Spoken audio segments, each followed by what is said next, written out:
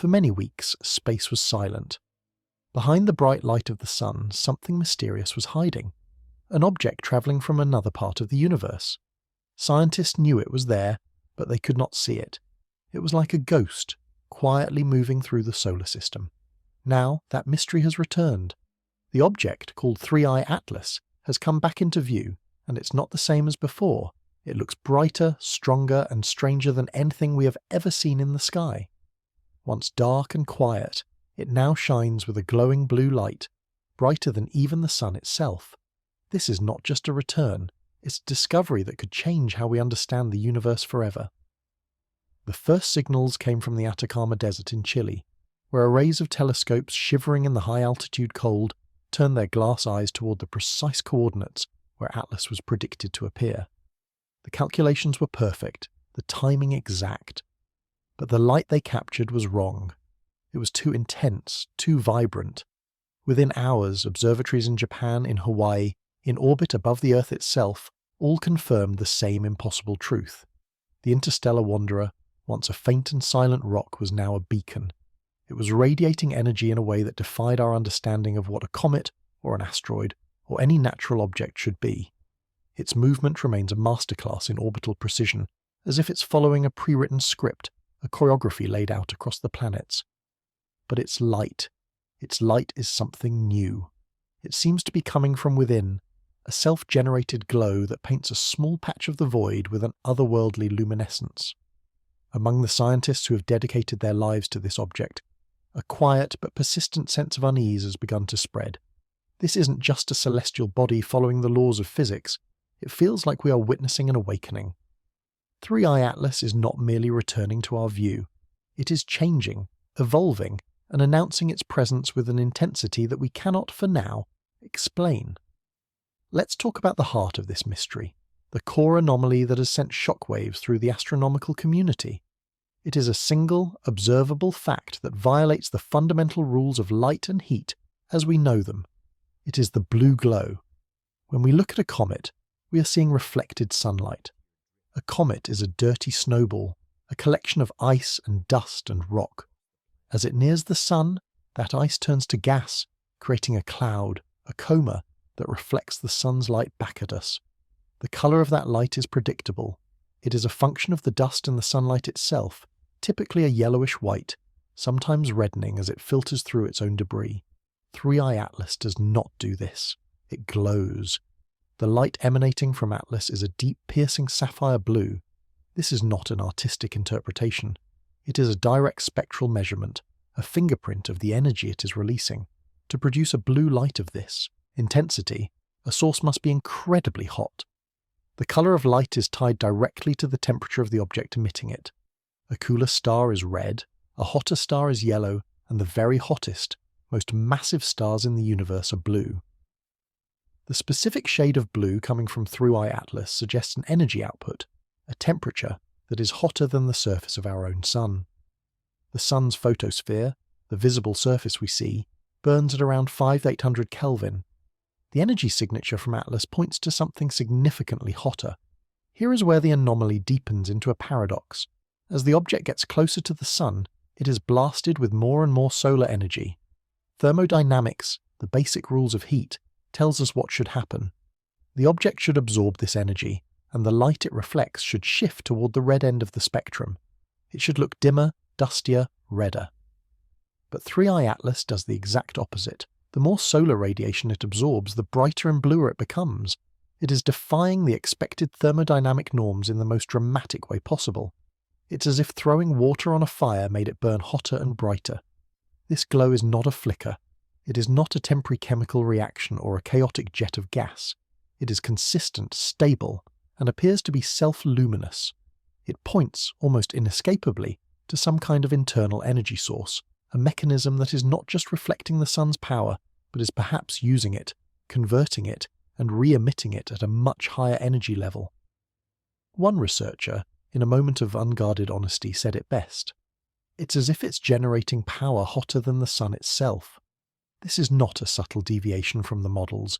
This is a direct screaming contradiction of what we thought was possible for a natural body in our solar system. This colour shift isn't an illusion. It's not an error in our instruments. It has been verified by independent teams using different spectral analyzers across the globe. The blue glow is real, and it demands an explanation we do not yet have. This brings us to Avi Loeb, a professor from Harvard, an astrophysicist who has become the most prominent and often most controversial voice in the study of interstellar objects. For Loeb, this blue glow is not just another strange feature. He has officially classified it as the 10th impossible property of 3I Atlas. It is the capstone on a towering structure of anomalies, the final piece of evidence that, in his view, pushes this object beyond the realm of natural explanation. He uses a term that should send a chill down the spine of any scientist. Statistically forbidden. This isn't about one strange thing happening. It's about 10 strange things, each one incredibly rare on its own, all happening in the same object at the same time. Imagine you find a single 4-leaf clover. It's rare, but it happens. Now imagine that clover is also glowing in the dark, and it's made of a metal that doesn't exist on Earth, and it's floating in the air. At some point you stop calling it a clover. You have to find a new word, a new category for what you are seeing. This is the position Avi Loeb argues we are in with 3I Atlas. Each of its properties viewed in isolation is a puzzle. But when you see them all together, its orbit, its acceleration, its composition, and now its impossible blue light, they defy the laws of cosmic probability. The chance of a natural object randomly possessing all these features is, for all practical purposes, zero. Loeb has warned his colleagues and the public that 3I Atlas could be a tipping point. It could be the moment we are forced to redefine what we consider natural and what we must begin to consider as something else. He's not talking about wild speculation or science fiction. He's talking about mathematics. As he puts it, this isn't about imagination. It's about mathematics screaming for an explanation. The numbers do not lie. The observations are clear. And the conclusion they point to, however uncomfortable, is that we are dealing with something that does not fit into our neat and tidy boxes of the cosmos. The universe has sent us a riddle, wrapped in a dozen contradictions. The hints that we were dealing with something more than a simple rock have been there from the beginning. Let's start with its path. The solar system is not a flat disk in the way a vinyl record is, but the planets do orbit the Sun in a relatively thin shared plane. We call this the ecliptic plane. Interstellar objects, visitors from other star systems, should arrive from random directions. They should slice through our solar system from above, from below, at any wild angle, like a bee buzzing randomly through a garden. But 3I Atlas does not do this. Its orbit is aligned almost perfectly with the ecliptic plane, as if it chose to enter our system and travel along the same highway as the planets. It's a level of planetary choreography that is statistically baffling for a random visitor. This was the first anomaly.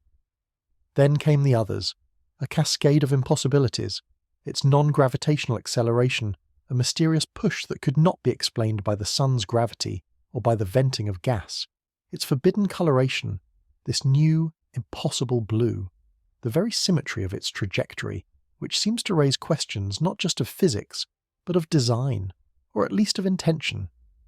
This blue spectral signature is the latest and most profound puzzle, an emission pattern that has never been recorded in any of the thousands of natural comets we have studied. It is, as Loeb says, the 10th impossible factor. 10 red flags, all waving from the same interstellar object, telling us that our assumptions are wrong. And so, we wait. A date has been circled on calendars in every major observatory and space agency on the planet. December 19th. That is the day 3I Atlas will make its closest approach to Earth. It will be a moment of unprecedented observation, a chance to point our most powerful instruments at this enigma and try to finally understand its nature. As the data continues to pour in, the contradictions only multiply. Its brightness curve is too steep. Its motion is too precise. Its spectral lines tell a story of impossible heat. Dust should make it look red, but it grows bluer. The intense heat of the Sun should be making it dimmer and weaker, but its light only intensifies. Each of these contradictions, however, is a gift.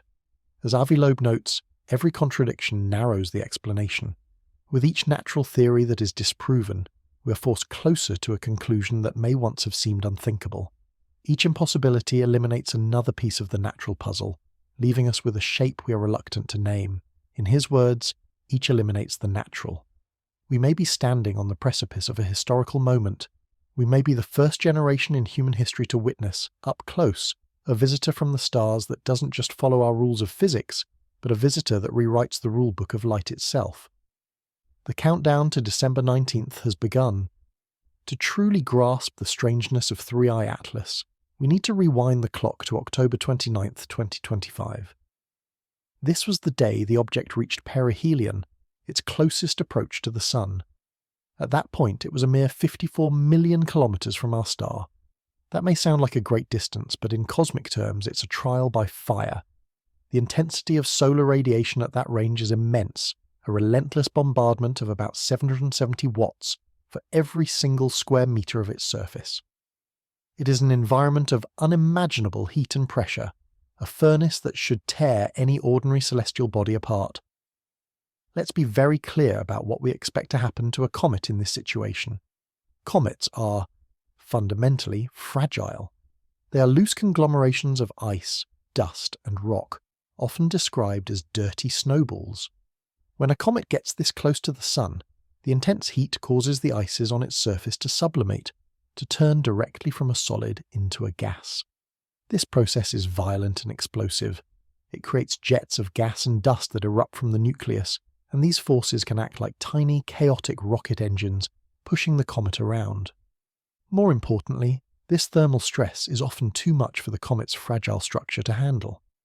We fully expected 3i Atlas, if it were a comet, to fragment, to break apart into a cloud of debris within hours of reaching perihelion. But it did not. Instead of shattering, 3i Atlas remained perfectly intact. It held its form with a resilience that baffled observers. Its brightness did not just increase, it increased exponentially, at a rate that suggested it was not just passively reflecting sunlight, but actively responding to it. This profound stability, under a level of solar bombardment that should have been catastrophic, was the first major clue from its perihelion pass. It raised immediate and urgent questions about its composition.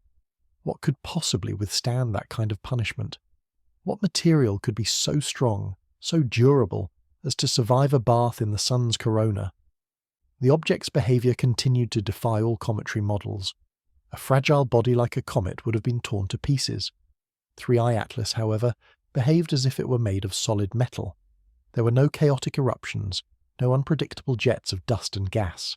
Instead of venting material in a messy, disorganized cloud, it radiated energy in stable, consistent wavelengths. The rise in its brightness followed a smooth, predictable curve, a curve more consistent with a controlled energy release than with the passive reflection of light from a dusty surface. It was as if we were watching a machine power up, not a rock boiling away. Scientists scrambled to calculate the surface temperatures it must have been enduring. The estimates were staggering, well above 1,000 degrees Celsius. At these temperatures, rock begins to vaporize. Any water ice would have been gone millions of kilometers ago. Yet, there was no sign of a breakup. There was no evidence of a melting core. It simply absorbed the energy and glowed even brighter, its structure seemingly unaffected. A NASA analyst, Dr. Lydia Hsu, summarized the situation with a stark assessment. It's enduring conditions that vaporize rock. This was not the behavior of a comet. It was the behavior of something far more robust, something with a material strength that we simply do not find in natural celestial bodies. Compounding the mystery was a frustrating cosmic coincidence. During the most critical period of its solar approach, from October 21st to November 4th, 3i Atlas was in what's called solar conjunction. This means that, from our perspective on Earth, it was positioned directly behind the Sun. The Sun's immense glare made it completely impossible for any of our ground-based or near-Earth optical telescopes to see it. The very moment it was facing the most extreme conditions, the moment it was under maximum solar pressure, was the exact same time it was totally invisible to us. Many in the scientific community called this an unfortunate but perfectly normal coincidence of orbital mechanics. It happens. Objects pass behind the Sun all the time. But for others, the timing felt too perfect, too convenient. It was another piece of what they were beginning to call cosmic timing, another instance where the object's path seemed to be uncannily choreographed. The most crucial data, the evidence of how it behaved under the most intense stress, was shielded from our primary instruments at the most important time. Was it just bad luck, or was it something more? Fortunately, Earth-based telescopes are not our only eyes on the solar system.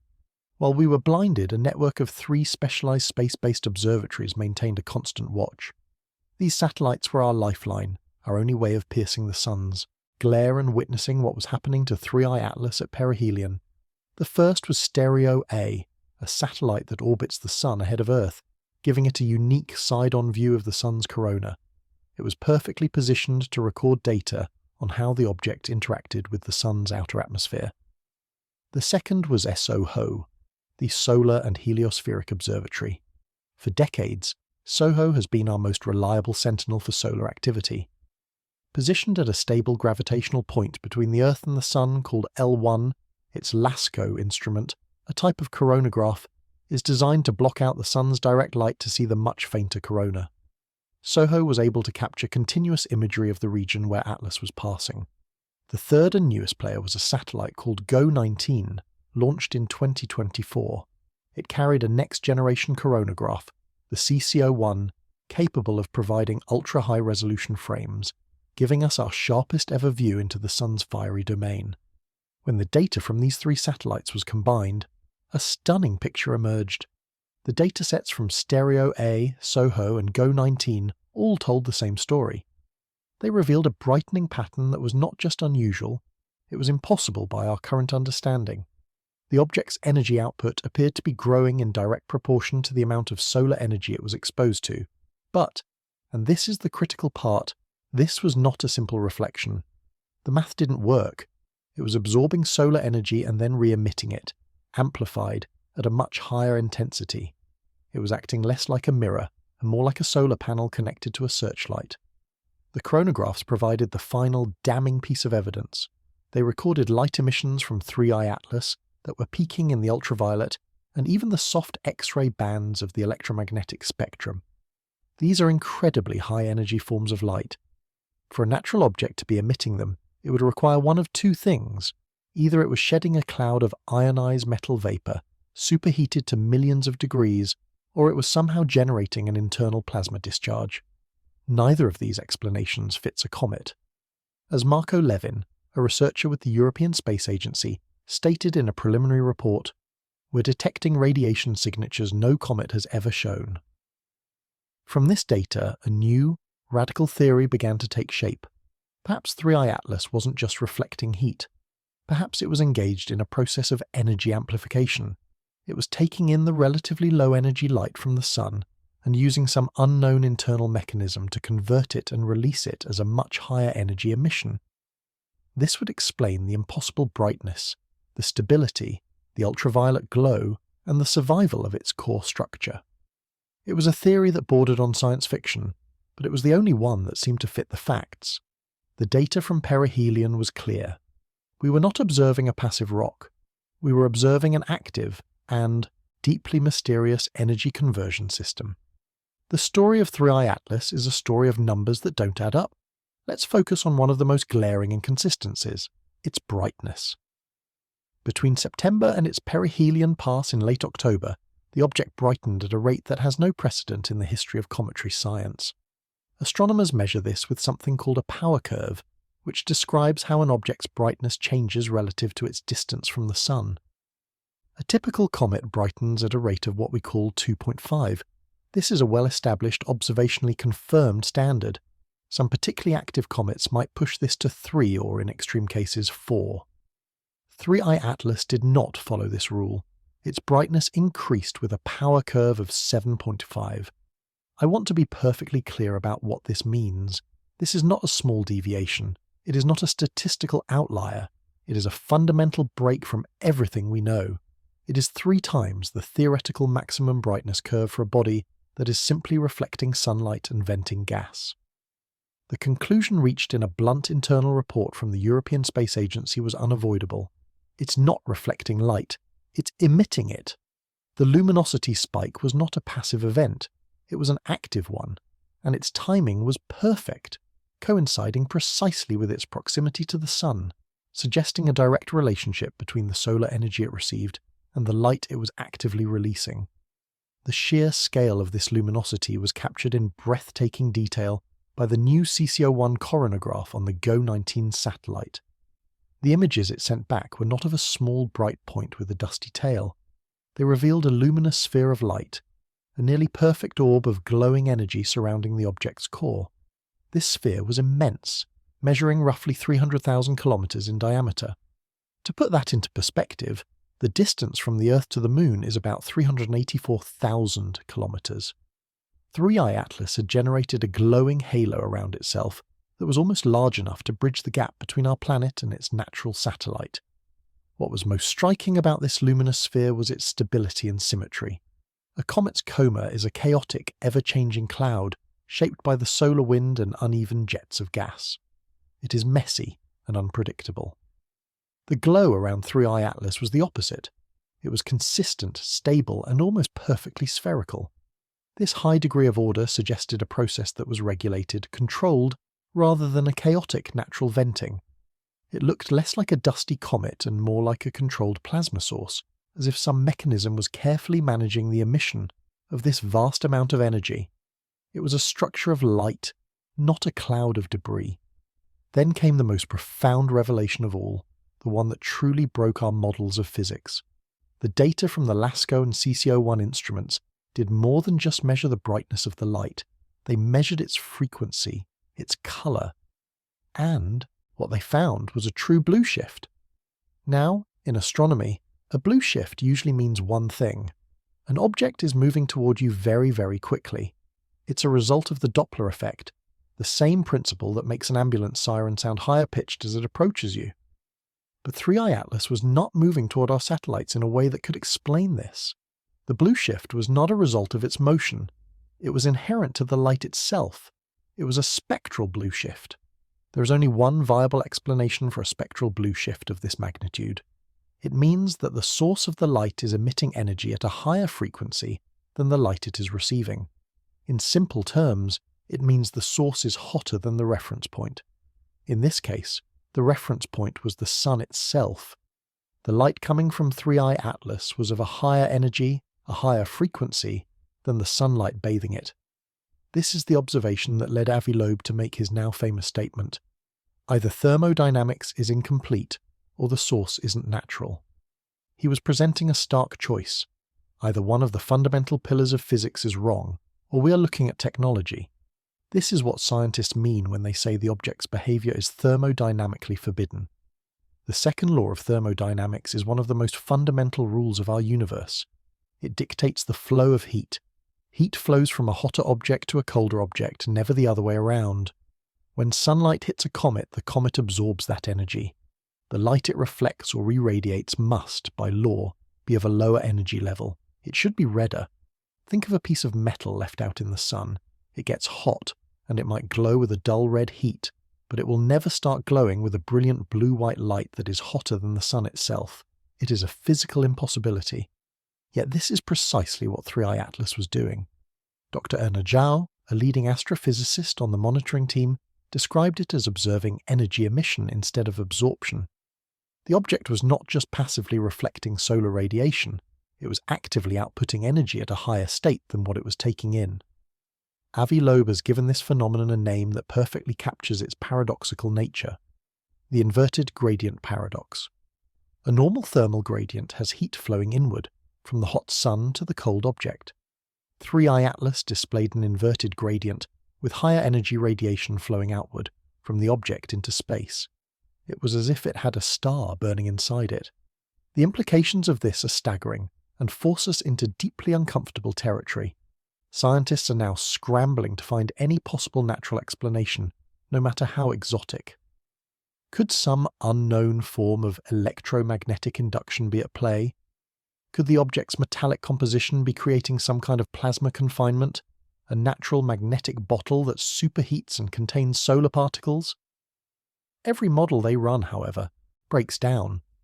All the simulations fail to reproduce the observed thermal ratio, the sheer efficiency of this energy conversion. The data stubbornly refuses to fit into any box we have built.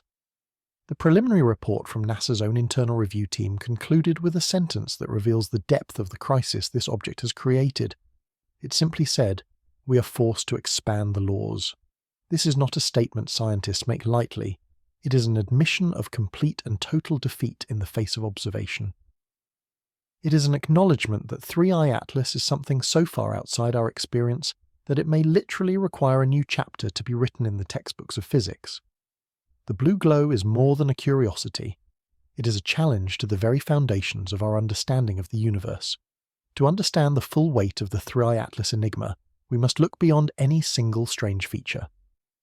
The true power of the argument for its artificiality lies not in one anomaly, but in the sheer, compounding weight of 10.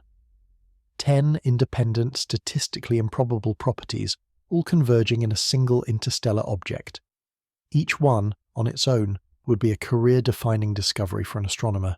Together they form a cascade of contradictions that points toward a conclusion many are still not ready to accept. It is a collection of features that, statistically, should not exist in one place, but does. Their coexistence suggests either a form of physics so new it rewrites everything we know, or it suggests something far more direct, purposeful structure. Let's break them down, one by one. The first anomaly is its path, its ecliptic alignment. As we've discussed, the planets in our solar system orbit on a relatively flat plane. An object arriving from another star should come in at a random angle. The odds of a random interstellar visitor happening to align its trajectory to within 5 degrees of this planetary orbital plane are incredibly small. The calculated probability is just 0.2%. That's a 1 in 500 chance. It's rare, but perhaps not impossible. It was the first red flag, a statistical whisper that something was unusual about this visitor's arrival. The second anomaly was the sunward jet. As 3i Atlas approached the sun, it was observed emitting a plume of material. This is normal for a comet. What was not normal was the direction of the plume. The immense pressure from solar radiation, and the solar wind always, without exception, pushes a comet's tail and any ejected material away from the sun. 3i Atlas did the exact opposite. It emitted material directly toward the sun. It was a jet that was fighting against the solar wind. No natural model can account for this.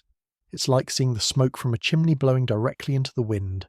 Some have speculated about a strange magnetic interaction, or even a form of propulsion, but it remains a profound and unexplained violation of cometary physics. The third anomaly is what we call the mass-velocity paradox. From our observations, we have a good estimate of the object's size and mass. It is significantly larger than Oumuamua, the first interstellar visitor, yet it was travelling faster than Borisov the second. In the natural universe, there's a general correlation dictated by Newtonian physics. Bigger, more massive objects tend to move slower unless acted upon by an outside force. For an object to be both very large and very fast contradicts this general principle. It suggests that its high velocity was not just a result of its initial trajectory, but that it was subject to some form of non-gravitational acceleration, or perhaps even a process of mass-to-energy conversion that was propelling it. Anomaly number 4 is its temporal choreography. The object's path through our solar system has been described as a grand tour. It passed near Mars, then Venus, then had a gravitational interaction with Jupiter, all with what seems like perfect orbital timing. Then, as we've noted, it arranged its closest, most stressful encounter with the Sun to happen at the exact moment it was hidden from our best telescopes on Earth. One observer at the Jet Propulsion Laboratory, which tracks these objects, commented that it's as if it followed a flight plan. The series of coincidences in its timing and trajectory are, once again, statistically staggering. The fifth anomaly lies in its composition. When we analyse the light from an object, we can determine what it's made of. The analysis of 3i Atlas yielded results that look nothing like a comet or asteroid.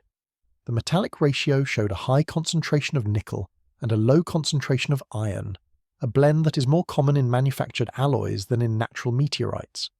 The purity of these metals was described as being near industrial grade. Furthermore, our analysis detected only 4% water. A typical comet is about 80% water ice. This object is, as one scientist put it, drier than desert sand. Its composition alone challenges its classification as a natural body. Anomaly 6 is its unique polarization. Polarization is a property of light that tells us about the surface it reflected off of. Think of it like the glare-reducing effect of polarized sunglasses. Every object has a unique polarization signature. The signature from 3i Atlas is unlike that of any natural body ever recorded. It doesn't match rock or dust or ice. The data suggests a surface that is either highly structured, perhaps with crystalline or layered reflective materials, something that is ordered rather than random. It's another subtle clue that points away from a chaotic natural formation. The seventh anomaly is perhaps the most haunting. It is its origin correlation with the 1977 WOW signal. The WOW signal was a powerful narrow-band radio signal detected by the Big Ear radio telescope in Ohio. It lasted for 72 seconds, appeared to come from the direction of the constellation Sagittarius, and has never been detected again. It is the single strongest candidate for a potential extraterrestrial broadcast ever recorded. When astronomers traced the trajectory of 3i Atlas backward, out of our solar system and into interstellar space, they found its point of origin. It entered our solar system from the exact same patch of sky that the WOW signal came from. The odds of this directional overlap being a pure coincidence are, to put it mildly, astronomically low. The eighth anomaly is its dryness, which is worth restating because of its importance. Its near-total lack of water is not just a strange feature, it fundamentally nullifies its classification as a comet. Comets are defined by their ice. Without significant water ice, the entire cometary model, the outgassing, the coma, the tail, all falls apart. Whatever 3i Atlas is, its profound dryness means it simply cannot be what we have traditionally called a comet. It belongs in a new category. This brings us to the final two and most powerful anomalies. The ninth is the blue stellar temperature glow. As we've discussed, the object is emitting energy that is equivalent to the temperatures found in the corona of a star. It is a light that is hotter than the surface of our own sun. This is, by all known laws of natural thermal dynamics, forbidden. It is a direct violation of how energy and heat are supposed to behave in the cosmos.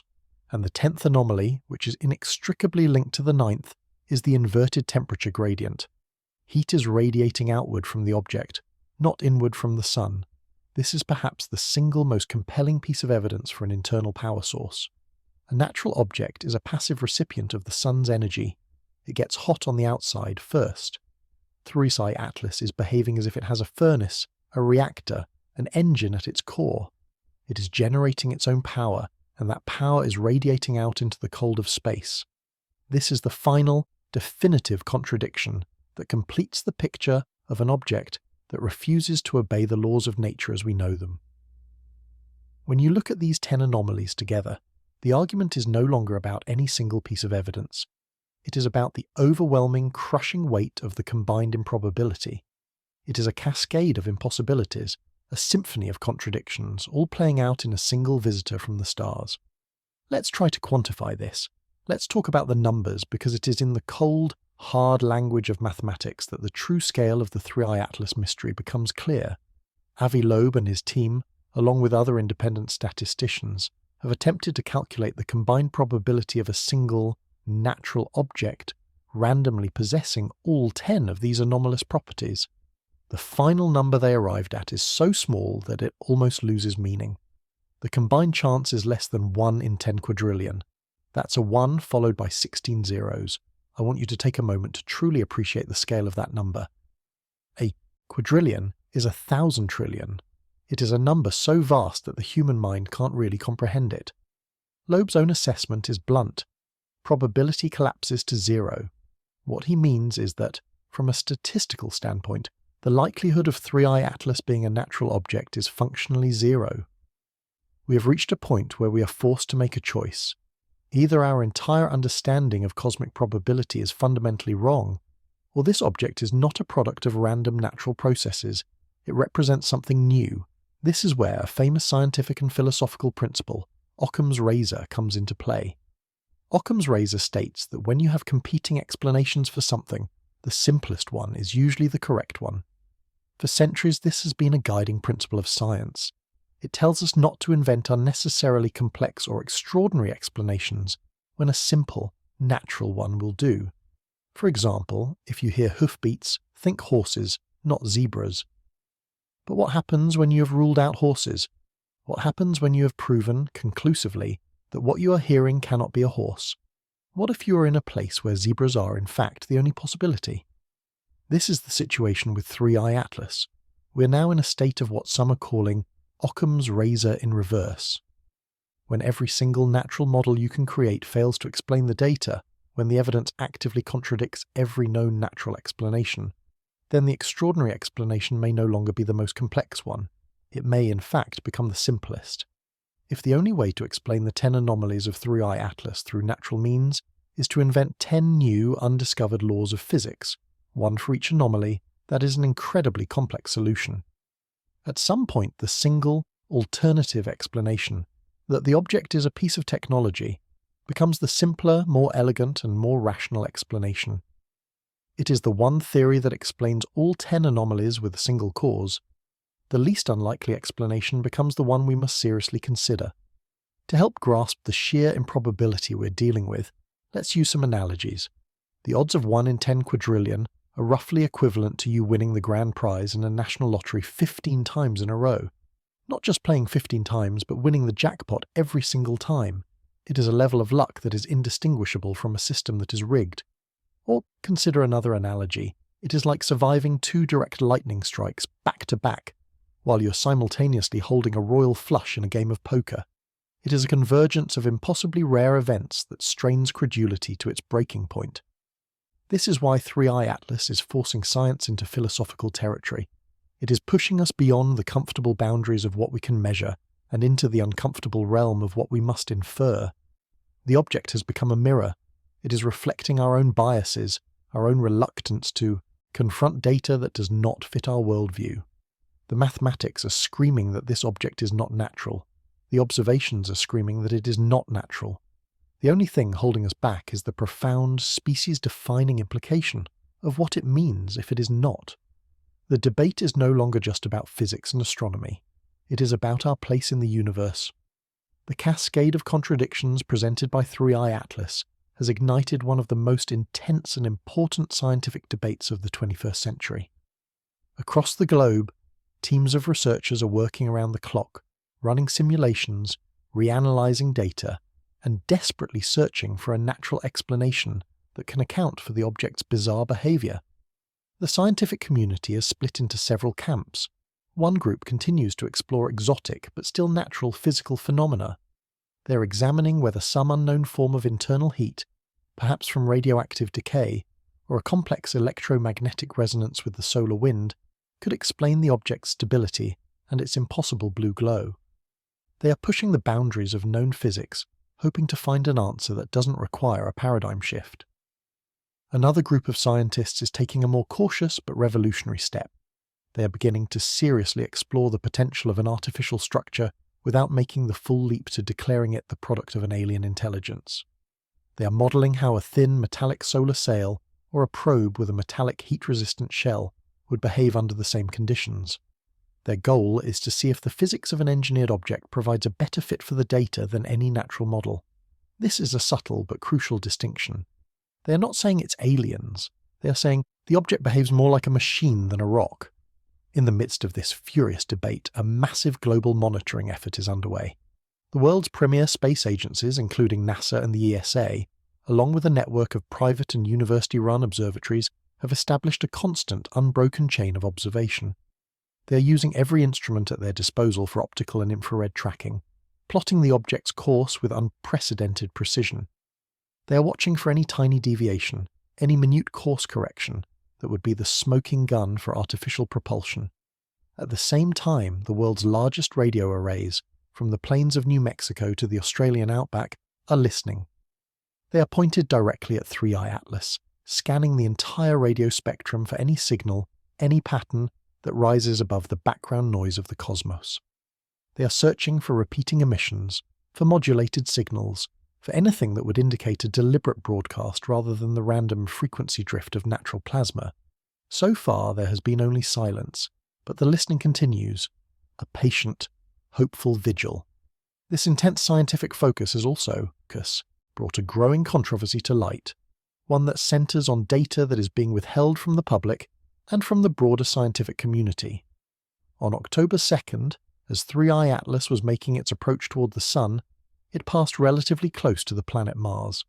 At that time, NASA's Mars Reconnaissance Orbiter, or MRO, was in a perfect position to capture images of the object, The MRO is equipped with the high-rise camera, the most powerful telescopic camera we have ever sent to another planet. It is capable of resolving details on the surface of Mars down to the size of a dinner table. From its vantage point, it would have been able to capture an image of 3i Atlas with a resolution far exceeding anything possible from Earth. Those images were taken. We know this from publicly available telemetry data. However, since that day, those images have remained unreleased. The official reason given by NASA has been a combination of budgetary freezes and data pipeline backlogs, bureaucratic explanations that many in the community find increasingly unconvincing. Suspicions are growing that the images show something so clear, so unambiguous, that releasing them would end the debate entirely. The delay has fueled speculation and distrust, creating a tense atmosphere between the space agencies and the researchers demanding access. A.V. Loeb has been one of the most vocal critics of this secrecy. He argues that in a situation of such profound historical importance, the default should be total transparency. In a recent interview, he stated plainly, "Data exists. High-resolution data exists. We just don't have permission to see it." His words echo the frustration of many scientists who feel they are being asked to solve the greatest puzzle in modern science with one hand tied behind their backs. This push for transparency is gaining momentum. International petitions signed by thousands of scientists and members of the public are calling for the immediate and full release of all data related to 3i Atlas, especially the MRO images. In the United States Congress and in committees of the European Space Agency, the issue is being debated. Lawmakers are beginning to discuss whether disclosure of this information falls under clauses related to public interest in interstellar phenomena. The pressure is building, the world is watching, and the demand for answers is becoming a roar that is increasingly difficult for the gatekeepers of this information to ignore. The science is at a stalemate, and the key to breaking it may be locked away on a hard drive at NASA. And so, we arrive at the final countdown.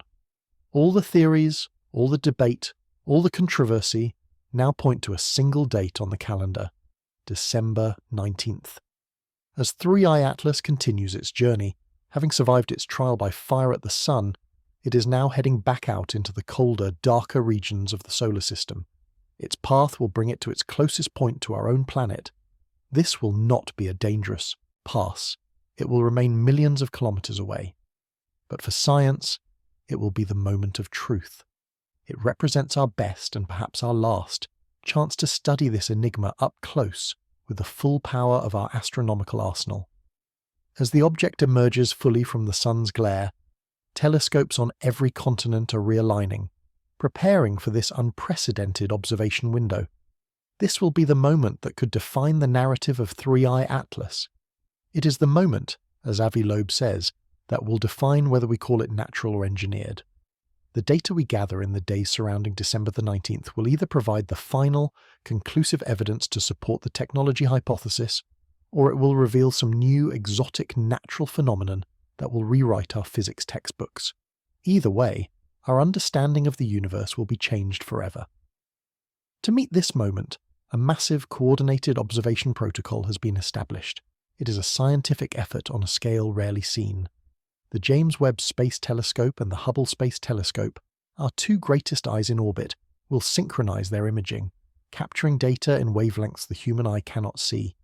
On the ground, the largest observatories will work in concert, creating a continuous 24-hour stream of multi-wavelength data.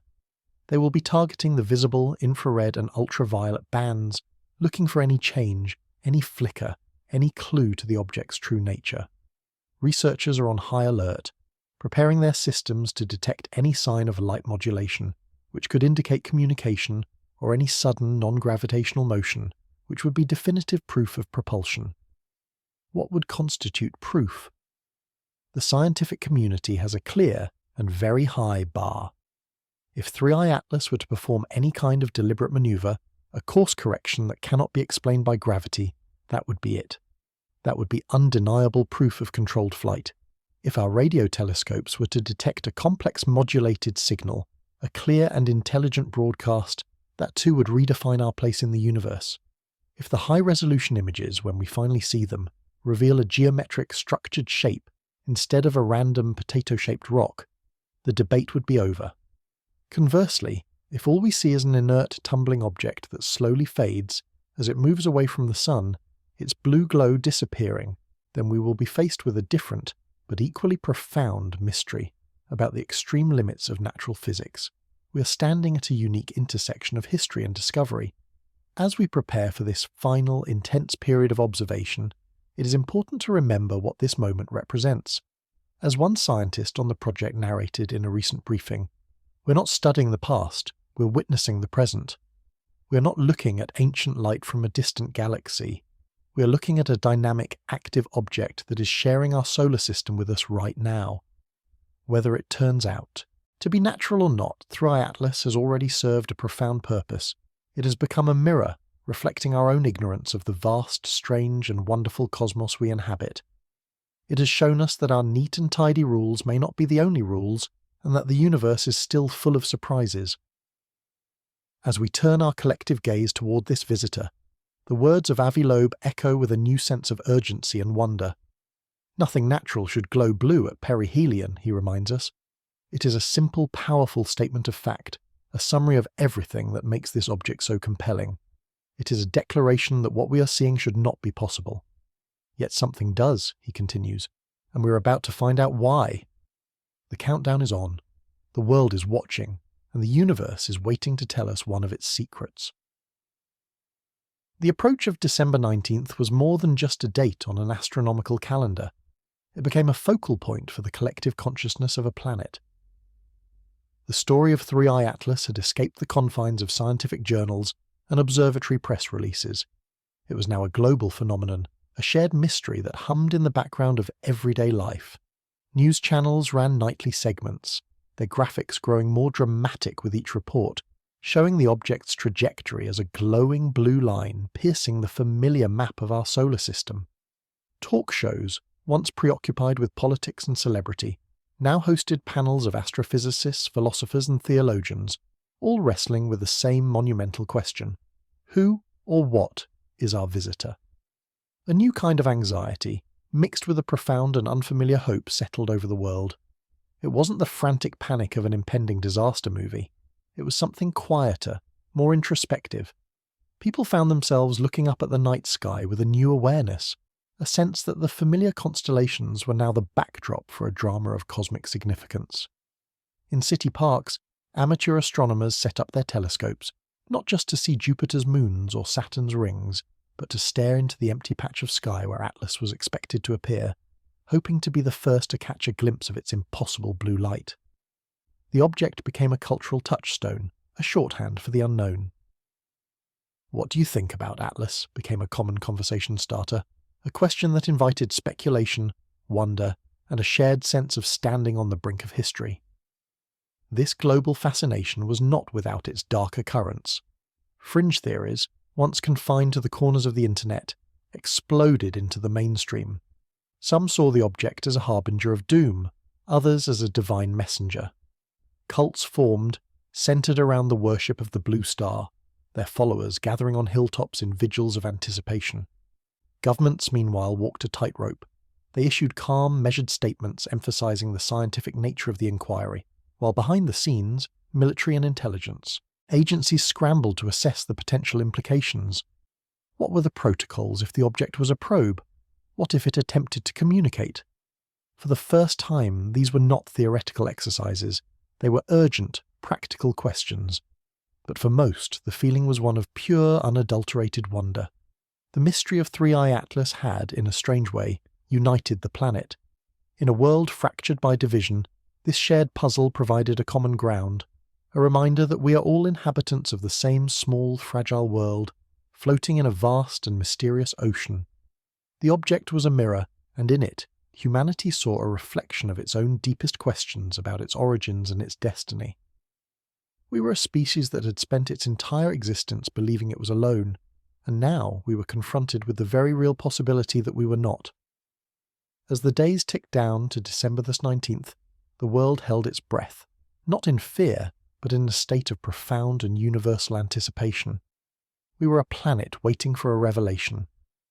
While the world looked on with a mix of awe and speculation, within the scientific community, the debate over 3i Atlas was reaching a fever pitch. The narrative presented by Avi Loeb and his supporters, while compelling, was not universally accepted. Science, at its best, is a discipline of skepticism, a relentless process of challenging assumptions and testing hypotheses to their breaking point. And in this story, the primary voice of that skepticism belonged to Dr. Alani Sharma, a brilliant plasma physicist at the Max Planck Institute in Germany. Dr. Sharma had built her career on studying the extreme environments around comets and pulsars, and she viewed the technology hypothesis as a premature and dangerous leap of faith. To invoke alien technology before we have exhausted every conceivable natural explanation is not science. It is a failure of imagination, she stated in a widely publicized open letter to the astronomical community. Dr. Sharma was not a debunker or a cynic. She was a rigorous scientist who believed that the universe was infinitely more creative and surprising than we gave it credit for. She argued that the 10 impossible anomalies of 3I Atlas were not proof of artificiality, but rather evidence of our own profound ignorance about the physics of interstellar space. She and her team became the intellectual centre of the opposition, working tirelessly to build a natural model, however exotic, that could fit the data. Their primary focus was on the blue glow and the inverted temperature gradient, the two anomalies that were the most difficult to explain. Dr. Sharma's leading hypothesis was centered on a concept known as a Quark-Gluon plasma containment. She proposed that 3I Atlas might not be a solid object in the conventional sense, but rather a strangelet, a hypothetical object composed of a type of ultra-dense matter made of up, down, and strange quarks. Such an object, if it existed, would be incredibly massive and stable. She theorized that as this strangelet passed through the Sun's dense magnetic fields and solar wind, it could be inducing a form of magnetic resonance on its surface, creating a contained shell of plasma, a superheated gas of charged particles, that would glow with the observed blue-white heat. The object isn't generating its own power from within, she explained during a televised debate. It is acting as a catalyst, using its unique properties to convert the kinetic and magnetic energy of the solar wind into thermal energy, with an efficiency we have never before witnessed. It's not an engine, it's a fantastically efficient natural transducer. This theory would account for the blue glow, the high temperature, and the stability under solar pressure. It was a radical, untested idea that required a form of matter that had never been directly observed, but in Dr. Sharma's view, invoking hypothetical physics was still a more scientific approach than invoking hypothetical engineers. Her team also offered alternative explanations for the other anomalies. The ecliptic alignment? A statistical fluke, a 1 in 500 chance that in a galaxy with billions of stars was bound to happen eventually. The sun would jet, a result of complex magnetic field line reconnection, where plasma is channeled along magnetic loops toward the sun before being ejected. The dryness and metallic composition, evidence that the object formed in a protoplanetary disk around a star very different from our own, perhaps a star with a much higher metallicity. For every anomaly Loeb cited as evidence of technology, Sharma and her colleagues offered a counter-theory rooted in the farthest, strangest reaches of theoretical physics. This scientific schism was crucial.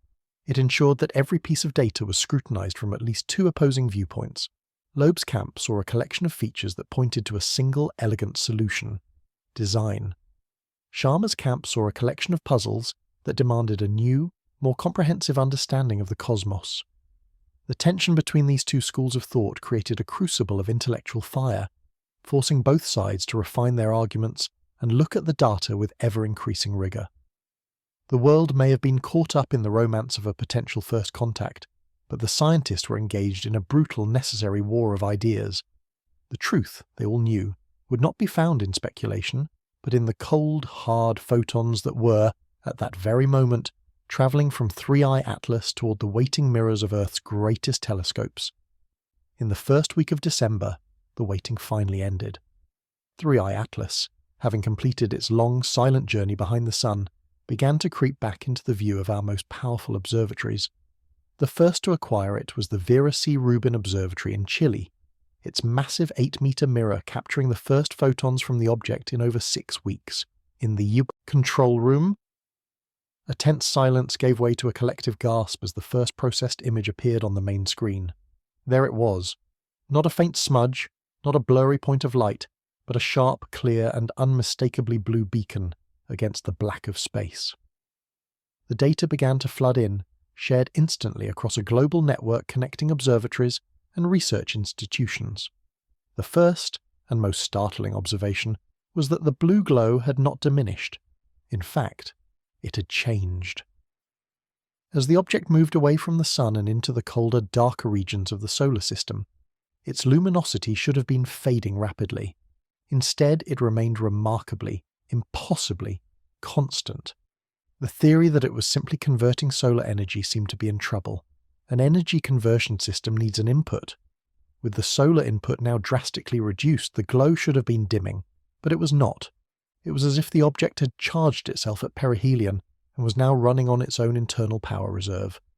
Then came the second discovery, this one from the James Webb Space Telescope. The JWST, with its unparalleled infrared sensitivity, was able to pierce the glare of the blue glow and get a clearer reading of the object's core structure. The infrared signature was not that of a single, solid body. It was complex, showing multiple distinct heat sources within the glowing coma. It looked less like a uniform rock and more like a cluster of objects, or a single object with a complex, non-uniform internal structure. The data suggested a solid core, perhaps only a few kilometers in diameter, surrounded by a much larger intricate scaffolding or framework that was emitting its own faint but measurable heat. But the most baffling piece of new data came from the spectrographs. As scientists analysed the specific frequencies of the blue light, they found something new, something that hadn't been there before its pass behind the Sun. Embedded within the broad spectrum of the blue glow were a series of incredibly fine, sharp, and perfectly regular absorption lines. These lines were the telltale sign of a specific chemical element absorbing light, but the pattern didn't match any known element or molecule. It was a chemical fingerprint that did not exist in our library of the universe. Furthermore, these lines were exhibiting a tiny but perfectly regular pulse.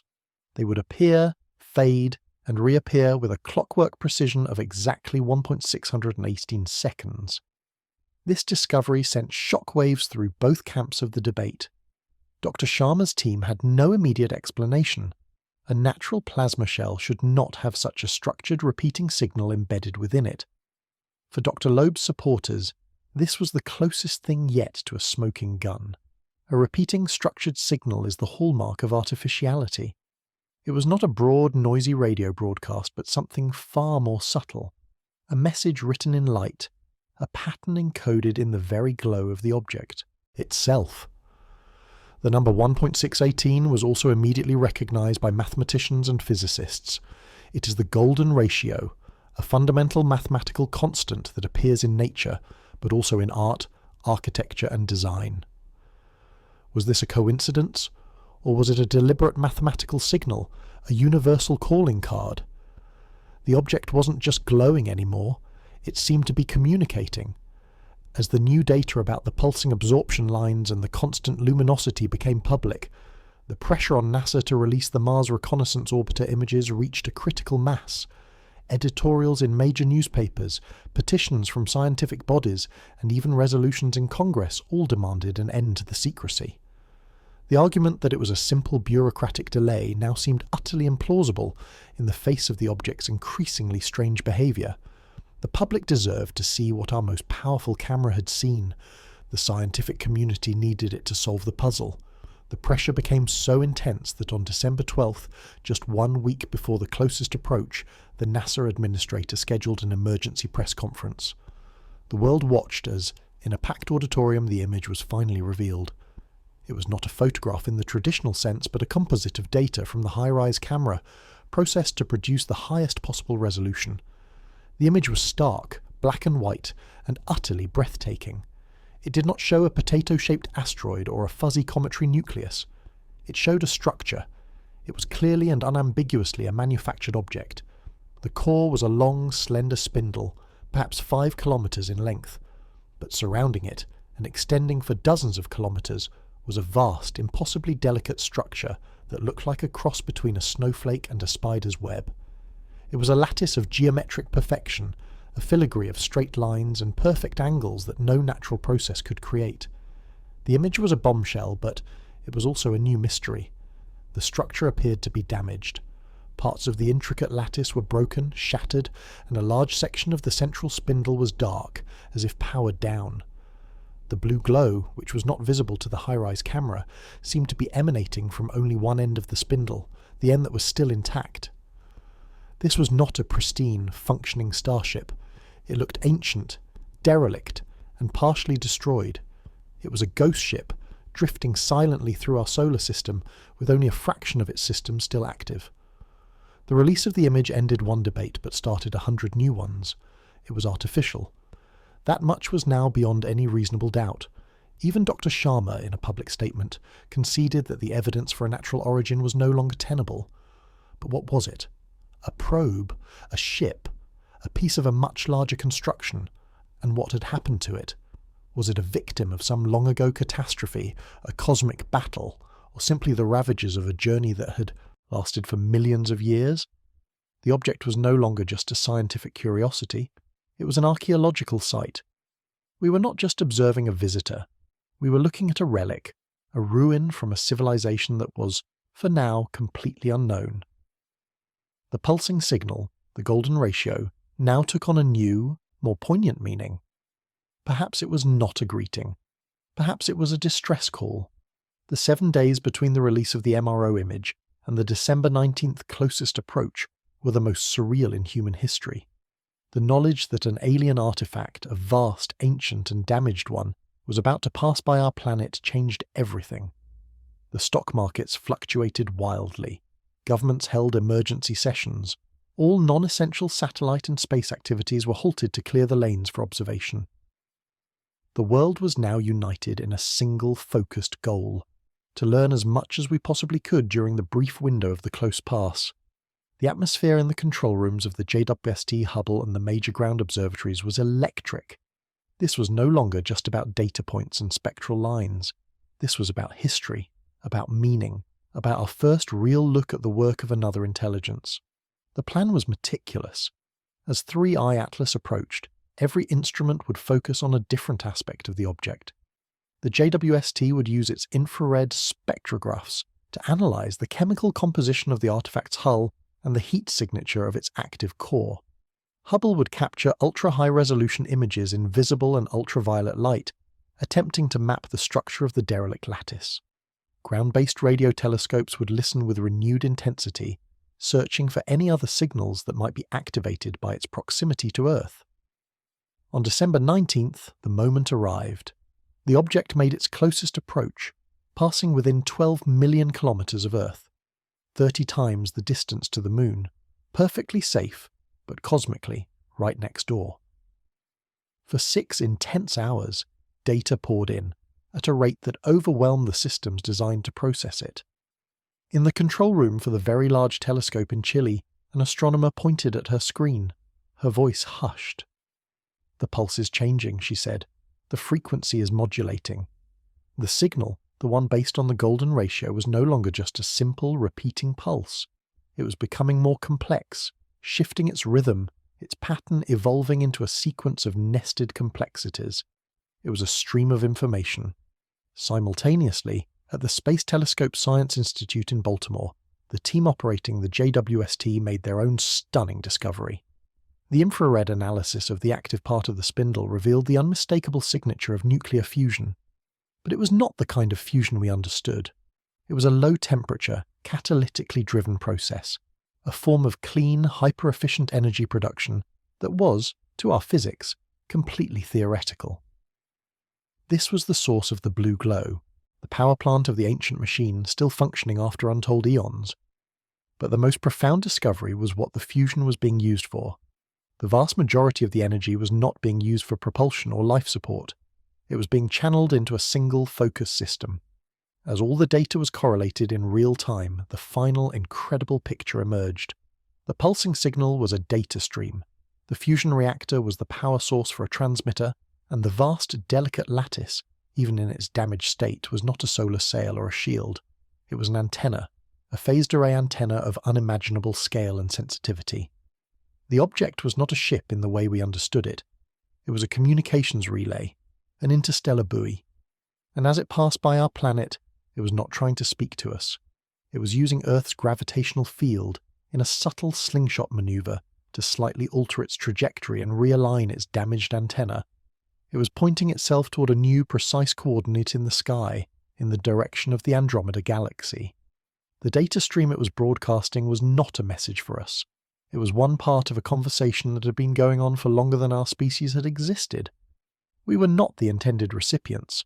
We were just a convenient gravitational stepping stone. The final hours of the observation window were a frantic effort to record as much of this data stream as possible before the object moved too far away. We had captured a fragment of a single transmission in a galactic communications network. The implications were staggering. Not only were we not alone, but we had stumbled into the middle of a conversation between intelligences so advanced that they use stars and planets as tools for their communication infrastructure. The derelict state of the object suggested that this network was ancient, perhaps even decaying, but that parts of it were still miraculously functional. In the aftermath of December the 19th, our world was irrevocably changed. We now possessed two fundamental, paradigm-shattering pieces of knowledge. The first was the image of the artifact, definitive proof of technology beyond our own. The second was the recording of the signal, a vast and complex data stream that our best minds would spend the next 1,000 years trying to decipher. The object, now designated Artifact 3I Atlas, continued its journey, its blue glow slowly shrinking as it headed out of our solar system, on a trajectory that would take it into the void between galaxies. It had not come for us. It had not noticed us in any meaningful way. It had simply used our sun and our planet to continue its own ancient, unknowable task. Our place in the universe had been redefined. We were not the sole proprietors of intelligence. We were perhaps like an uncontacted tribe living on a remote island, suddenly aware of the vast interconnected global civilization that had been operating around them all along, the shipping lanes and flight paths passing them by, completely unseen until one damaged cargo ship happened to drift close to their shore. The mystery of 3I Atlas was solved, but it had been replaced by a much larger and more profound one.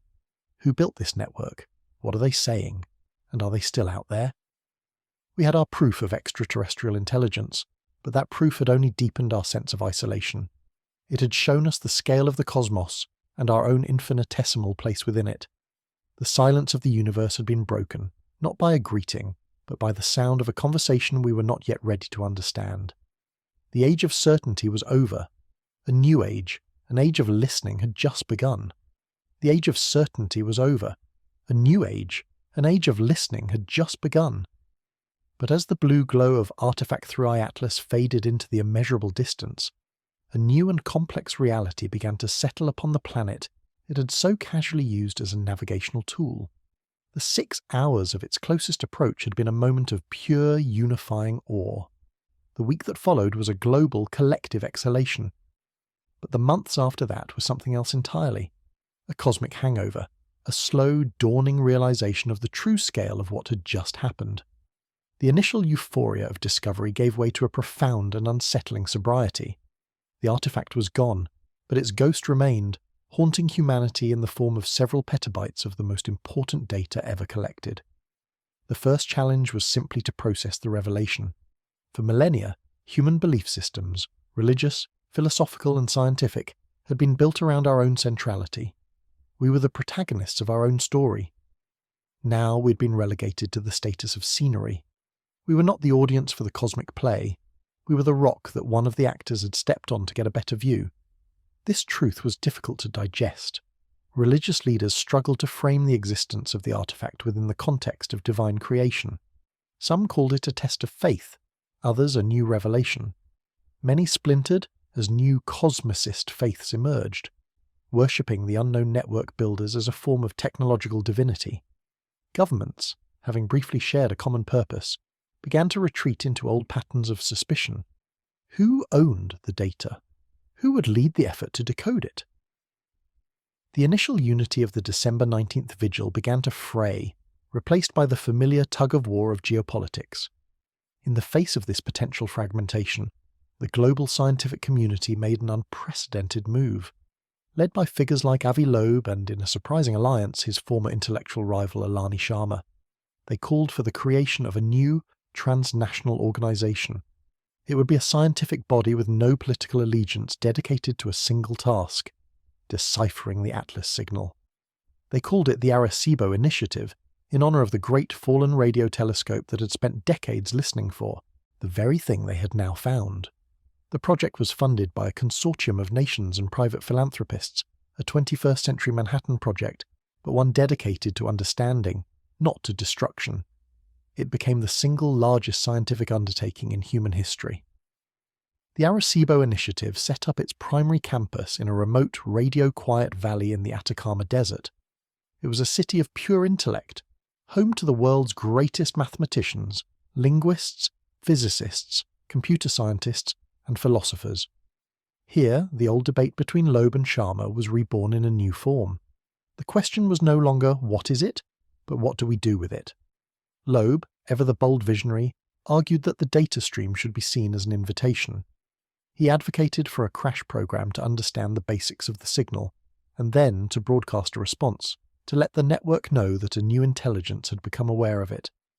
To remain silent now, he argued, is to choose to remain in the nursery. We have been shown the existence of the adult's table. We must pull up a chair. Dr. Sharma, however, counselled a path of infinite caution. Her argument was rooted in a deep sense of humility. We are like ants that have just found a microchip, she countered, in a now famous internal debate. Our first instinct should not be to plug it in. We do not understand the context. We do not understand the protocol. The signal was not meant for us.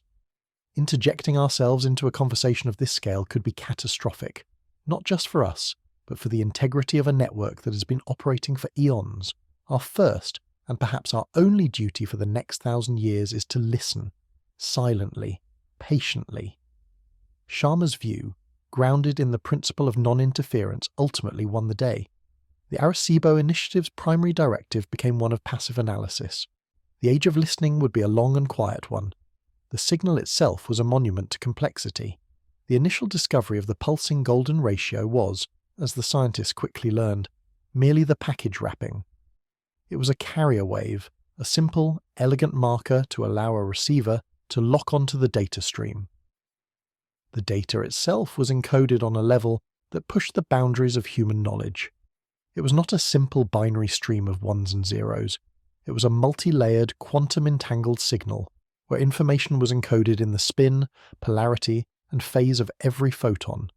It was as if every single particle of light was a book, and the entire beam was a library. The sheer density of the information was staggering. The few hours of data they had captured would take decades, if not centuries, to fully download and analyze. This presented a new kind of challenge. The message could not be read. It had to be solved. The decryption effort was less like translation and more like trying to derive the fundamental laws of a new universe from a single snapshot. The first breakthrough came not from the linguists or the computer scientists, but from the theoretical physicists. They realized that the language of the signal was not based on symbols or sounds, but on mathematics and physics itself. The structure of the data was built around the values of fundamental constants, the speed of light, the Planck constant, the fine structure constant. It was a language that any technologically advanced civilization, anywhere in the universe, would be able to understand, provided they had discovered the same laws of physics. It was the ultimate Rosetta Stone. This discovery allowed the team to begin peeling back the first layer of the onion. After 18 months of relentless work, they managed to isolate and decode one of the primary layers of the transmission. It was a star map. But it was not a simple two-dimensional chart. It was a dynamic four-dimensional map of our local galactic group, showing the positions and movements of stars and galaxies not just in space, but over vast stretches of time. The map confirmed the object's origin point, the direction of the WOW signal, and its destination, a precise point in the Andromeda Galaxy. It showed the network's relays, marked as nodes on the map. Some were located in the hearts of stable, sun-like star systems. Others, chillingly, were positioned in the crushing gravity wells of neutron stars and black holes, using their immense gravitational fields to power and focus their transmissions. The map also told a story of time. It was a palimpsest, with layers of data added over different epochs. The oldest layers of the network were almost unbelievably ancient. dating back billions of years to a time before our own solar system had even formed. The network was not just a product of a single civilization, it seemed to be a collaborative, or perhaps inherited, project, passed down and added to over-cosmic timescales. The damage to Artifact 3I Atlas was noted on the map, logged with a timestamp that indicated the event had happened over 3 million years ago. It had been drifting, damaged but partially functional, through interstellar space ever since, its automated systems waiting for an opportunity, like a chance encounter with a conveniently placed solar system, to perform a corrective burn and realign itself. The decoding of the star map sparked a new technological and social revolution on Earth. The Atlas effect, as it came to be known, rippled through every aspect of society. The spectral analysis of the artifact's hull, combined with hints from the data stream, provided a theoretical blueprint for the materials it was made from: stable, metallic substances created under pressures that could only exist in the core of a gas giant. The revelation of its low-temperature fusion reactor kicked off a global race to replicate the technology, promising a future of limitless, clean energy. For the first time, humanity had a clear technological roadmap, a ladder to the stars left behind by a precursor. But the Atlas effect was not purely utopian. The promise of new energy sources and materials also reignited old rivalries. The initial cooperation of the Arecibo initiative began to be tested as nations saw the potential for military and economic supremacy. A new, undeclared Cold War began, a fusion race, to see who could unlock the secrets of the artifact's power source first. The artifact, a silent messenger from the stars, had inadvertently sown the seeds of both humanity's potential salvation and its potential self-destruction. Culturally, the effect was just as profound. A new genre of art and music, cosmicism, dominated the creative landscape, grappling with themes of deep time, cosmic indifference, and the search for meaning in a universe that was not made for us. The old, Earth-centric stories no longer seemed to suffice. Humanity needed a new mythology, one that acknowledged our true place in the grand, silent, and now deeply mysterious cosmos. Back in the quiet desert of the Arecibo initiative, the scientists were peeling back another layer of the signal. Beneath the star map, they found something even more profound, a repository of knowledge, a section of what they began to call the Encyclopedia Galactica. It was not a history or a story, but a pure, dispassionate codex of scientific and mathematical principles. It contained mathematical proofs that solved problems human mathematicians had wrestled with for centuries, like the Riemann hypothesis and the nature of prime numbers. It contained a unified theory of physics, elegantly merging quantum mechanics and general relativity in a framework so advanced it would take our physicists a generation to fully comprehend. It was the instruction manual for the universe, and within this encyclopedia they found a sobering truth. The physics described in the signal went far beyond fusion reactors and advanced materials. It described the principles of space-time manipulation, of creating and traversing wormholes, of harnessing the zero-point energy of the vacuum itself. It described technologies that would make the builders of this network not just masters of their solar system, but masters of the fabric of reality. This knowledge was both a gift and a terrifying burden. It was the key to unlocking the universe, but it was also a power that humanity was in no way mature enough to wield. The leaders of the Arecibo initiative made a controversial decision. The full extent of the Encyclopedia Galactica was to be classified, its secrets released to the world only slowly, carefully, over the course of centuries, as our species grew into the wisdom required to handle it. As they delved even deeper into the data stream, they finally reached the core of the transmission, the third and final layer. And it was here that they found the most unsettling discovery of all. This layer was not a map, nor was it an encyclopedia. It was a log, a simple, automated diagnostic log. It detailed the artifact's status, its power levels, its trajectory corrections. The entire, complex, quantum-encoded message that had so mesmerized humanity was, in the end, little more than a system update. It recorded the damage from 3 million years prior as a catastrophic external impact. It logged the long, silent drift, and it recorded its encounter with our solar system with a chillingly sterile entry. Course correction executed via G-type star Sol Planet 3, Optimal trajectory to Andromeda relay node achieved. All systems nominal. There was no poetry. There was no greeting. There was no sign of a living, thinking mind behind the transmission. The entire signal was automated. The conversation, the scientists began to realize with a growing sense of cosmic dread, might have been over for a very, very long time. The beings who built this magnificent network might be long gone, turned to dust billions of years ago. What we were intercepting was not a living dialogue. It was a ghost. It was the echo of a dead civilization's automated infrastructure, a network that had outlived its creators and was still dutifully carrying out its final ancient instructions, routing messages that would never be received between nodes that were no longer manned. The silence of the universe hadn't been broken after all. We had just learned to hear its echoes. This final revelation was the most profound and transformative of all. It reshaped humanity's new mission. We were not on the verge of making contact. We were not about to join a galactic club. We were cosmic archaeologists. We were explorers who had stumbled upon the Library of Alexandria after the city had already burned to the ground and had found one single, partially burned book. The data from Artifact 3i Atlas was not an invitation to a conversation. It was an inheritance. It was the legacy of a precursor civilization, a gift of knowledge left behind not for us, but for anyone who might happen to find it. The future of the human race was now inextricably linked to this monumental task. The Arecibo initiative shifted its focus from decryption to a new, grander purpose, a search for the other nodes in the network.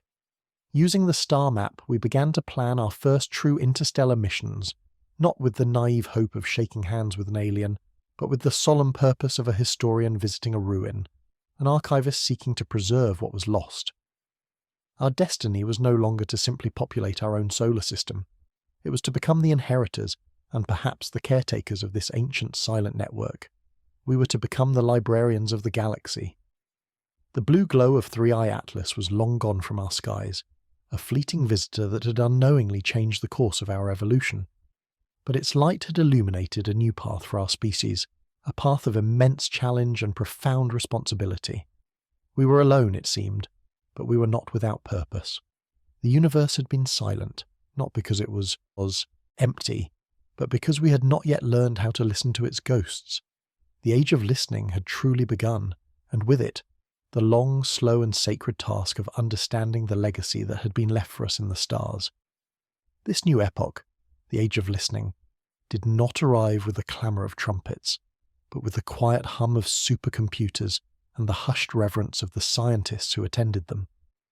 The Arecibo initiative became the spiritual and intellectual heart of the new world, a modern-day Alexandria whose sole purpose was to read the single, surviving book from a library that had spanned a galaxy. The work was painstaking, methodical, and profoundly humbling. It was a project defined not by the promise of immediate reward, but by a sense of solemn duty to the future. The men and women who dedicated their lives to the Atlas signal became the new cathedral builders. Like their medieval counterparts who laid the first stones of a nave they would never see completed, these scientists worked with the full knowledge that the deepest secrets of the data stream would likely be revealed by their grandchildren or their great-grandchildren. This generational perspective began to reshape society itself. The frantic, short-term thinking that had defined much of the 20th and 21st centuries started to give way to a longer, more patient view of progress. If humanity's new purpose was a task that would take 1,000 years, then education, infrastructure, and environmental policies had to be designed to endure for 1,000 years. The Atlas effect was not just technological, it was philosophical. The revelation that the network's creators were likely gone brought with it a profound sense of cosmic loneliness, a final, definitive answer to the Fermi paradox. The reason the sky was silent was because the great civilizations had fallen, but this loneliness was not despairing. Instead, it fostered a fierce, protective appreciation for our own fragile existence. If intelligent life was this rare, this precious, then our own survival, our own consciousness, was a treasure of galactic importance. Humanity, in the face of an empty universe, finally began to see itself not as a collection of competing tribes, but as a single, orphaned species left with a staggering inheritance and a duty to preserve the light of thought. Within the quiet halls of the Arecibo initiative, the work continued. After nearly a decade of painstaking analysis, another layer of the Encyclopaedia Galactica was peeled back. This layer was different. It was not a codex of pure physics or mathematics. It was a warning. Encoded in a complex probabilistic language, it was a historical record of a recurring phenomenon, a concept that the initiative's scientists began to call the Atlas filter. It was their version of the Great Filter theory, but it was not a theory. It was a data-driven observation spanning billions of years and thousands of extinct civilizations. The filter, as described in the signal, was not an external cosmic barrier. It was internal. The data showed, with chilling consistency, that civilizations across the galaxy inevitably reached a technological tipping point, a moment where their understanding of fundamental physics gave them access to near-limitless energy and the ability to manipulate the fabric of space-time. This moment, the signal logged, was almost always the beginning of their end. The power they unlocked invariably outpaced their social and ethical maturity. The knowledge of the universe's fundamental principles, the very knowledge contained within the encyclopedia, was itself the great test. The log showed civilization after civilization discovering this knowledge and then, within a few short centuries, vanishing from the network. The cause of their disappearance was always logged with the same sterile two-word entry: internal cascade. The implication was horrifying. The inheritance was not just a gift, it was a loaded gun. The creators of the network, or perhaps the last civilization to add to it, had not just left an encyclopedia, they had left a cautionary tale. They had documented the great trap of intelligence, the race between power and wisdom. It explained the state of the network itself. It was a system built to last for eons, to outlive its creators, precisely because its creators knew they were doomed. It was a final, desperate act of preservation, a message in a bottle thrown into the cosmic ocean, carrying all the knowledge of a civilization that knew it was about to extinguish itself. The silence of the universe was the sound of thousands of civilizations failing the same final exam. This discovery changed everything for the leaders of the Arecibo initiative. The decision to classify the most advanced physics was no longer just a matter of caution. It was now a matter of species survival. The fusion race and the burgeoning rivalries around the world now seemed like the first, terrifying symptoms of the very disease the signal had warned about. Humanity was following the script. The artifact had given us the tools for our salvation, but it had also handed us the tools for an internal cascade of our own. Dr. Sharma's policy of passive listening became the bedrock of a new global doctrine. The goal was no longer just to understand the signal, but to understand the filter, to study the downfall of these ancient civilizations in the hope of finding a different path for ourselves. The question was no longer just what did they know, it was what did they do wrong. Despite this sobering new context, the first practical steps of the listening mission began. Humanity could not afford to remain confined to one planet, one system. The star map was a guide, and the encyclopedia, even its most basic layers, provided the means to follow it. The world's space agencies, now working in close concert with the initiative, designed the first generation of interstellar probes. They were not ships of conquest or colonization, but vessels of pure inquiry. They were named the Librarian probes. Each Librarian was a sleek, autonomous vessel, a descendant of the artifact's own design philosophy. They were long, slender spindles, powered by miniaturized, contained fusion reactors based on the Atlas principles. They were not fast in the way science fiction had imagined. They could not leap between stars in an instant. They were built for the long, patient haul, capable of accelerating to a significant fraction of the speed of light over several years, then decelerating for an equally long period as they approached their destination. Their mission was simple and sacred. Travel to the nearest network nodes identified on the Atlas map, establish a stable orbit, and listen. They were extensions of our senses, our ambassadors to the ruins of the galaxy. Their primary purpose was to download whatever data remained in the memory banks of these other silent relays and transmit it back to Earth, adding new books to our inherited library. The launch of the first Librarian probe, Librarian 1, was a global event, watched by every person on the planet. As the fusion drive ignited, painting the sky with a familiar ethereal blue, it was a moment that encapsulated both the hope and the fear of this new age. The probe was aimed at Proxima Centauri, the closest star to our own, where the Atlas map showed a relatively small but still active network node. Its journey would take over 2 decades. It was a tangible first step in the 1,000-year project, a concrete expression of the promise the cathedral builders were making to the future. It was humanity's first tentative step into the silent, haunted galaxy, not as conquerors, but as quiet, respectful students. But as humanity looked to the stars, its oldest, most dangerous habits remained. The unity fostered by the Arecibo initiative was a fragile one. Outside the rarefied air of pure science, the nations and corporations of the world saw the Atlas inheritance through a different lens. They saw power, resources, and strategic advantage. A powerful faction began to emerge, a coalition of military leaders and corporate titans who chafed under the cautious, slow-moving doctrine of the initiative. They called themselves the Expansionists, and their philosophy was simple. Humanity had been given the keys to the kingdom, and it was our right, even our duty, to unlock the door and claim it. They argued that Sharma's doctrine of passive listening was born of fear. To sit silently by, hoarding knowledge while the universe was ripe for the taking, was a betrayal of human potential. They saw the Atlas filter not as a warning, but as a challenge to be overcome. The other civilizations failed because they were weak, because they lacked our ambition, a prominent expansionist general argued in a secret policy memo. We will not make the same mistake. We will use this power to ensure our own permanence. This faction began to secretly divert resources, siphoning off fusion technology, and classify data from the initiative's network to begin their own parallel research program. Their goal was not to build listening posts, but to build warships. They were not interested in becoming librarians. They wanted to become the new masters. This created a deep ideological schism, a shadow conflict that threatened to tear the fragile global alliance apart. On one side were the librarians, the scientists and philosophers of the Arecibo initiative, who believed that humanity's only path to survival was through wisdom, patience, and a deep humility. On the other were the expansionists, who believed that survival was guaranteed only through strength, speed, and the aggressive application of overwhelming technological superiority. It was the ultimate test, the very dilemma the Atlas filter had described. The knowledge from the stars had forced humanity to a crossroads. One path led to a future of quiet, centuries-long contemplation and exploration. The other led to a future of rapid, violent expansion, a grasping for power that had, according to the artifact's own log, been the downfall of everyone who had tried it before.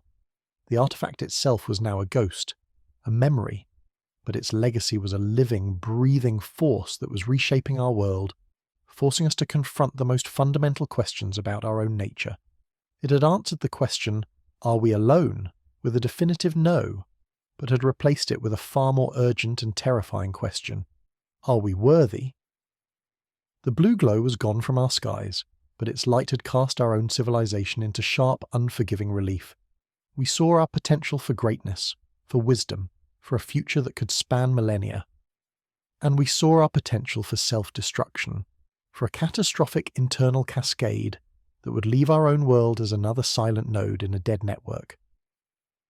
The final message of 3i Atlas was not in the data stream it carried. It was in the choice it had forced upon us. The age of listening had begun, and the first thing we had to listen to was the quiet, desperate warning from the ghosts of 1 billion years